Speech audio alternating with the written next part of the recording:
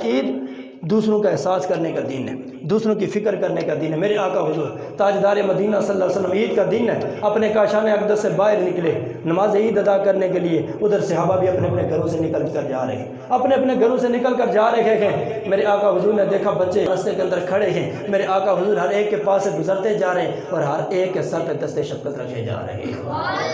ہر ایک کے سر پہ دست شفقت رکھتے ہوئے میرے آقا نماز عید ادا کرنے کے لیے جا رہے ہیں۔ اچانک میرے آقا کی نگاہ پڑی، وہ قریب ایک بچہ پھٹے پرانے کپڑے، بال پورا گندا ہے، حالت کچھ ٹھیک نہیں ہے اور مسلسل آنکھوں سے آنسو بہائے جا رہے ہیں، بیٹھ کر زاروں کے تار روئے جا رہا ہے۔ میرے آقا حضور سرکار مدینہ قریب گئے، فرمایا اے بیٹا آج ساری دنیا خوشیاں منا رہی ہے، سارے بچیاں خوشیاں منا رہے ہیں، ہر ایک نے نیا سوٹ پہننا ہے، ہر ایک بالکل تیار ہو کے بن سور کے آیا ہے، خوشیاں ہی خوشیاں ہیں، اور آج تو پریشان ہے، پھٹے پرانے کپڑے گئے، آج تیری حالت زار ہے، وجہ کیا ہے؟ رو کر عرض کرتا آقا کاش میری بھی ماں ہوتی، کاش میرا بھی باپ ہوتا، آج میں بھی نیا سوٹ پہنتا، آج میں بھی تیار ہو کر بن سور کے عید کی خوشیوں کے اندر شامل ہوتا، مگر یا رسول اللہ میرا تو ہے ہی کوئی نہیں، میرا پرسان حال ہی کوئی نہیں، مجھے تو کوئی سہارا دینے والا نہیں۔ سنو میرے آقا حضور سرکار مدینہ نے کیا فرمایا، میرے آقا کی آنکھوں میں چھم چھم آنسو جاری ہوئے۔ میرے آقا نے فرمایا بیٹا کیا تو اس بات پہ راضی نہیں ہے کہ میں محمد عربی آج کے بعد تیرا بابا ہوں اور سیدہ عائشہ آج کے بعد تیری ماں ہے؟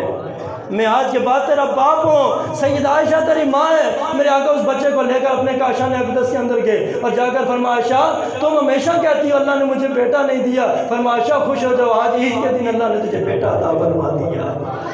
آج اللہ نے تجھے بیٹا عطا کر دیا ہے۔ عائشہ خوش ہو جاؤ، جلدی کرو اس بچے کو تیار کرو، آج ہم بھی اپنے ساتھ سے عید کی خوشیوں کے اندر شامل کریں۔